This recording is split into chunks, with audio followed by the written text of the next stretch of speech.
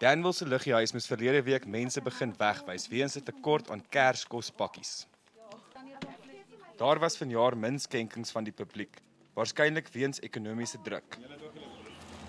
Vandag het bakkies volgelaai met goedere by die bekende lugiehuis opgedaag. Daar was amper nie genoeg hande om te help aflaai. Teen 4:00 vanmiddag was die huis gepak met rys, vleis en elke moontlike item wat jy nodig het vir 'n Kerskombuis.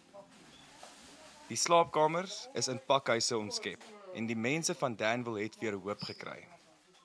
Een ding was duidelik, Suid-Afrika gee om. Ons kan maar net 'n bietjie bring, dis al wat ons kan doen.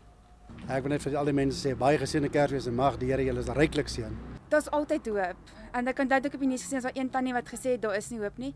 Daar is altyd en hou net vas aan die liewe Vader en daar sal hoop wees vir hulle. Die sekuriteitsmaatskappy Protea Coin het ook in swaar gelaaide bakkies opgedaag. Ek wil ook net vir Suid-Afrika baie dankie sê. Almal wat hulle harte vir ons oopgemaak het vir ons projek. Ons sê baie dankie vir dit. Die 950 gesinne en 450 bejaardes wat elke jaar afhanklik is van die lugiehuis se Kerspakkies, gaan vanjaar weer Kersfees kan vier. Pierre Leroux, Een Nuus Pretoria.